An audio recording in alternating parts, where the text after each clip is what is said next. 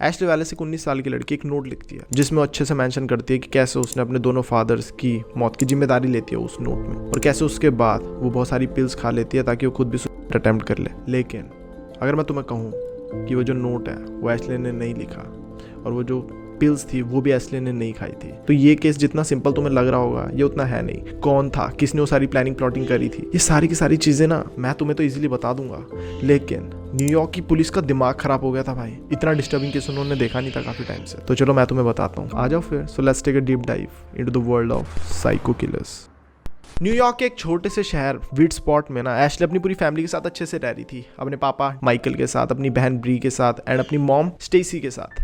And अब उसके और उसके मॉम के बीच में जो रिलेशंस थे ना वो बहुत अच्छे थे, दोनों के दोनों ना बेस्ट फ्रेंड जैसी थी, सारी की सारी बातें आपस में शेयर करना, घंटों बातें करना, सब कुछ। लेकिन स्टेसी और माइकल के बीच में चीजें अच्छी नहीं चल रही थी और इस बात की खबर बिल्कुल भी एशले को नहीं थी, जबकि एशले और स्टेसी साथ में पूरा टाइम बातें करते रहते थे, लेकिन नहीं थी। तो ईयर था 1999, साल के एंड में स्टेसी ने प्लान किया था कि वो माइकल को डाइवोर्स देगी। एंड यूजुअली क्या होता है, जैसे फादर लोग स्ट्रिक्ट होते हैं एंड मॉम लोग सॉफ्ट होते हैं थोड़ी, लेकिन जैसे साल का एंड आने लगा तो स्टेसी का ना बिल्कुल ही बिहेवियर बदल गया। वो स्ट्रिक्ट हो गई, चिड़चिड़ी रहने लगी, एग्रेसिव रहने लगी एंड डेविड अपने बच्चों के साथ अच्छे से रह रहा था। एंड देन चीजें ना खराब होने लगी माइकल के लिए। माइकल अचानक से बीमार रहने लगा, बहुत ज्यादा नशे में रहने लगा, माइकल को चक्कर आने लगे और माइकल को समझ ही नहीं आया भाई चीजें क्या हो रही है, ये कैसे हो रही है। माइकल डॉक्टर के पास गया, देन डॉक्टर ने बोला कि कुछ नहीं है, ईयर इन्फेक्शन है। ईयर इन्फेक्शन की दवाई दी माइकल को और उसको भेज दिया घर। माइकल के साथ एकदम से अचानक से सब क्या हो रहा था, माइकल को कोई जहर दे रहा था, कौन दे रहा था, क्यों दे रहा था, ये सब चीजों के बारे में बात करते हैं।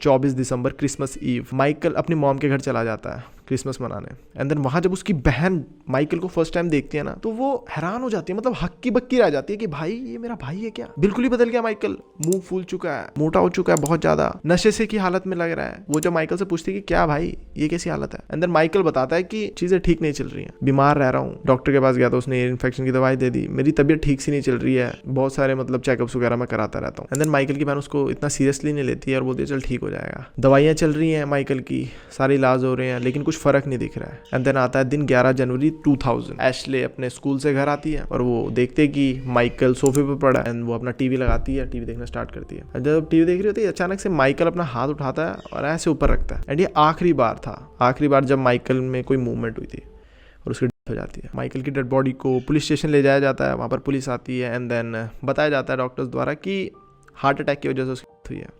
एंड जब पुलिस बोलती है कि ऑटोप्सी के लिए ले जाना होगा माइकल को, देन अचानक से स्टेसी, जो हैरान करने की बात यह है कि उसके आंखों में बिल्कुल भी आंसू नहीं थे, वो एकदम से पुलिस को बोलते हैं नहीं कोई ऑटोप्सी कराने की जरूरत नहीं है, वो मना कर देती है। खैर उसके बाद स्टेसी अपनी नॉर्मल लाइफ में वापस चले जाती है, बट अब वो अपने बच्चों से दूरियां बनाने लग जाती है। स्टेसी अच्छा बिहेव नहीं कर रही होती है, वो ना ऑनलाइन ज्यादा टाइम स्पेंड करने लगती है, नए दोस्त बनाने लगती है। ऐसे में उसकी मुलाकात होती है डेविड से 2001 में, जो कि न्यूयॉर्क लिवरपूल में रह रहा था अपने बच्चे के साथ। डेविड डाइवोर्स था, अपने बच्चे के साथ अच्छी खासी लाइफ जी रहा था, बहुत प्यारी लाइफ जी रहा था, अंटिल वो स्टेसी से मिलता है। दोनों के बीच में अच्छे से बातचीत होती है, ऑनलाइन मिलते हैं दोनों, और 2003 में दोनों के दोनों प्लान करते हैं शादी का। अब एशले और उसकी बहन के लिए ये बहुत अजीब था कि अभी एक फादर के दुख का गम अभी निकला नहीं और उसकी मॉम बिल्कुल भी दुखी नहीं, हमसे वैसी दूरी बना रहे, अचानक से एक और फादर ले आई, तो उनको डेविड अब बिल्कुल भी पसंद नहीं था, तो वो उससे दूरी बना रहे थे। बट जैसे मैंने तुम्हें बताया डेविड एक अच्छा खासा अमीर आदमी था और अपने बच्चे के साथ अच्छी सी लाइफ जी रहा था और डिवोर्सी था। तो जैसे जैसे टाइम बीतने लगा डेविड और स्टेसी के बच्चों के बीच में चीजें ठीक होने लगी, वो साथ में अच्छे से रह रहे थे। बट जहां इनके बीच में चीजें ठीक हो रही थी वहीं स्टेसी और डेविड के बीच में चीजें खराब हो रही थी, दोनों के दोनों बीच में लड़ाई होनी स्टार्ट हो गई थी। एंड देन ऐसे में दिन आता है 2005 का, स्टेसी और डेविड के बीच में काफी लड़ाई हो रही होती है। एंड देन एक दिन डेविड अपने आप को एक रूम में लॉक कर लेता है। अब स्टेसी देख के हैरान हो जाती है कि काफी टाइम हो गया इसने अपने आप को लॉक ही करा हुआ है, तो पुलिस को इन्फॉर्म कर देती है। Police communications, can I help you? My name is Stacey Caster. My husband has locked himself in our bedroom for the last day. I'm just getting a little concerned because I haven't talked to him since 5 o'clock in the morning on Sunday when he locked me out of the bedroom. जब David अपने आप को lock करता है room में, उससे एक ही दिन पहले उसकी और स्टेसी की अच्छी खासी फाइट हुई होती है। तो जब स्टेसी पुलिस को बुलाती है तो जैसे ही दरवाजा खुलता है तो वहां पर दिखता है कि जो अपना डेविड है वो बेड पर पड़ा हुआ है मृत हालत में। उसके साइड में एक ग्लास है जो कि लिक्विड है, उसके अंदर आधा भरा हुआ आधा खाली ग्रीन कलर का, एंड एक साइड में एंटी फ्रीज रखा हुआ है। अब ये देखकर सारे के सारे अचंभित। स्टेसी के दूसरे हस्बैंड की भी डेथ हो चुकी है। अब ऐसे में पुलिस इन्वेस्टिगेशन के लिए स्टेसी को ले चलती है अपने साथ एंड बॉडी को ले चलती है ऑटोप्सी के लिए। एंड देन स्कूल से आती है एशले और वो जब देखती है, उसको पता चलता है तो उसके ऊपर बहुत मतलब दुख होता है उसको। दूसरे फादर भी गए, अभी तो अच्छा बॉन्ड बनना स्टार्ट हुआ था, तो वो अपने दोनों फादर्स को खो चुकी थी। अब जब तक ये डेविड का केस सॉल्व नहीं हो जाता तो तब तक के लिए एक तरीके से स्टेसी बिल्कुल फ्री थी। पुलिस के पास कोई सबूत नहीं था तो स्टेसी अपना मस्त घूम रही थी। एंड हैरान करने की जो सबसे ज्यादा बात ये है कि जो डेविड था उसकी वसीयत में सारी की सारी जायदाद उसने अपने बच्चे के नाम नहीं करी थी जिसके साथ वो रह रहा था, वो सारी की सारी जायदाद उसने करी हुई थी स्टेसी के नाम। कमाल है, जिस बच्चे के साथ अच्छे से रह रहा था इतने टाइम से उसके नहीं करी उसने, वो जिस लड़की से अभी मिला है कुछ टाइम पहले ऑनलाइन, अभी शादी को 2 साल हुआ है, उसके ऊपर करी हुई थी उसने अपनी पूरी की पूरी वसीयत।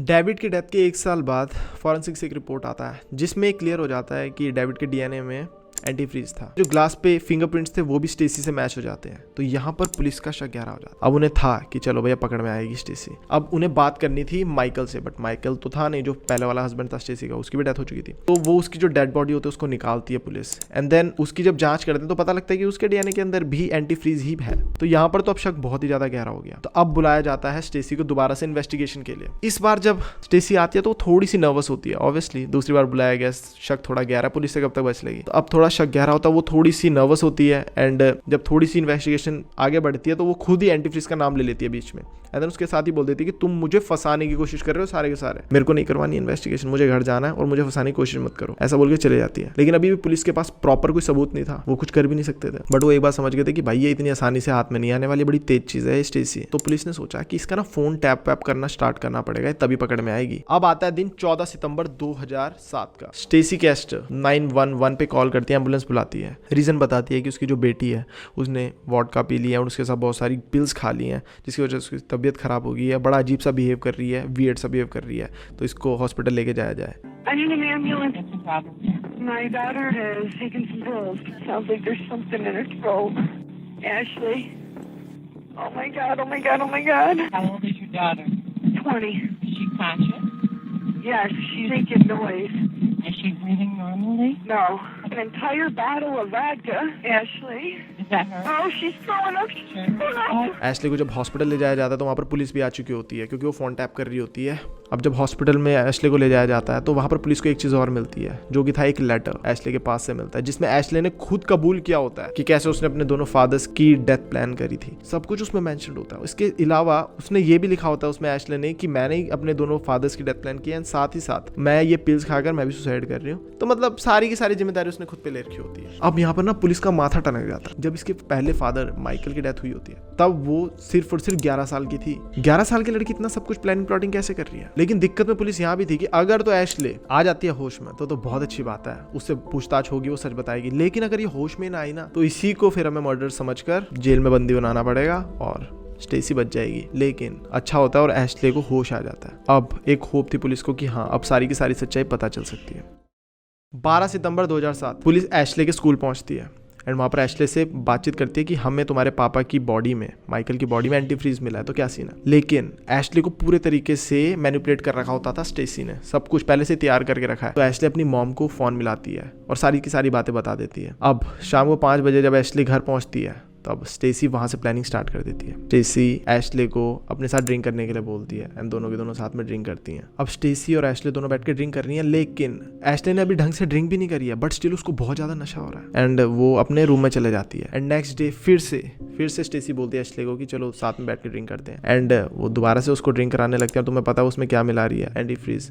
इसके साथ साथ बहुत सारी पिल्स भी दे देती है एंड एशले ना बिल्कुल नशे में हो जाती है और मतलब ब्लैकआउट सा होने लगती है। इतने में ना ब्री देख लेती है जो कि एशले की बहन होती है मॉम को, कि क्या मम्मी सब ठीक है ना, ये ऐसा बिहेव क्यों कर रही है। एंड आंटी बोलती है नहीं सब सही है। तो स्टेसी को लगा कि एशले भी अब खत्म हो जाएगी, तो वो हॉस्पिटल को फ़ोन करती है जो मैंने तुम्हें बताया। फिर हॉस्पिटल लेके जाया जाता है एशले को। तो ये स्टोरी थी एशले के हॉस्पिटल तक पहुंचने की। एंड एशले को जब होश आता है तो ये सारी की सारी बैक स्टोरी एशले और ब्री दोनों के दोनों पुलिस वालों को बताते हैं। ब्री भी बोलती है कि मैंने मम्मी को देखा था कि ये पिला रही थी कुछ जिसकी वजह से ब्लैकआउट हुआ। तब वो उनका शक पूरा कंफर्म हो जाता है कि भाई अब तो सबूत भी है हमारे पास कि ये इसकी दोनों बेटियां, दोनों ने ही बोल दिया कि ये उल्लू की बेटी कुछ पिला रही थी।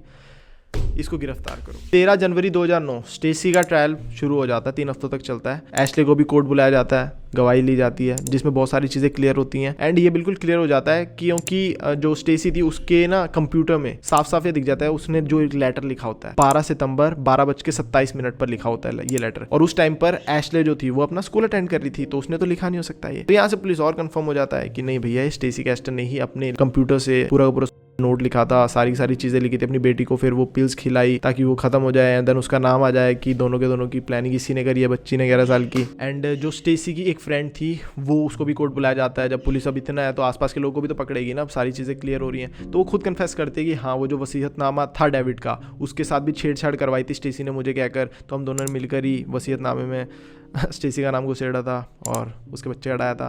तो ये सारी चीज़ें मतलब धीरे धीरे क्लियर हो जाती हैं। एंड इसके बाद पूरी सुनवाई के बाद कोर्ट स्टेसी को 54 ईयर्स 54 साल की सजा सुना देती है, जो कि बिल्कुल सही है। एंड यही नहीं, जैसे जैसे ये चीज़ें खुलासा होता रहा तो ये पता लगा कि स्टेसी ने अपने फादर साहब को भी इसी तरीके से पेला था। Conviction for murder in the second degree, the murder of David Castor on count 1 of the indictment. It's the sentence and judgment of the court that should be sentenced to a minimum of 25 years and a maximum of life in the New York State Correctional System. Upon your conviction for attempted murder in the second degree of your daughter Ashley Wallace on count 2 of the indictment, it is the sentence and judgment of the court that should be sentenced to a determinate sentence of 25 years in the New York State Correctional System to be followed by a 5-year period of post-release supervision. I direct that sentence run consecutive to the sentence I've just imposed on count 1 of the indictment.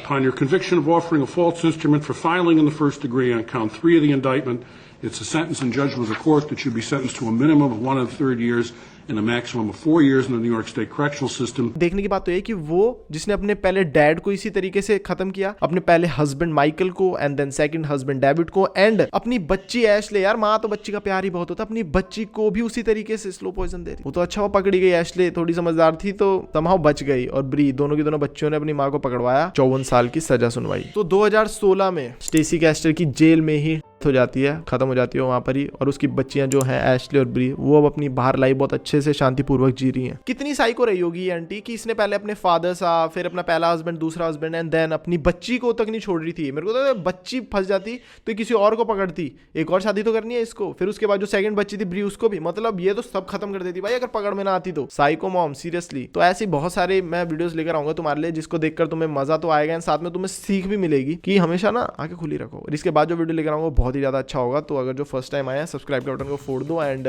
ध्यान रखो अपना हंसते रहो मुस्कुराते रहो। मुझे बाकी platforms पर भी फॉलो कर सकते हो, हर जगह तुम्हें अमेजिंग कंटेंट देखने को मिलेगा। डिस्क्रिप्शन में हर जगह के लिंक मिल जाएंगे तुम लोगों को। बाय बाय, टेक केयर, ध्यान रखो।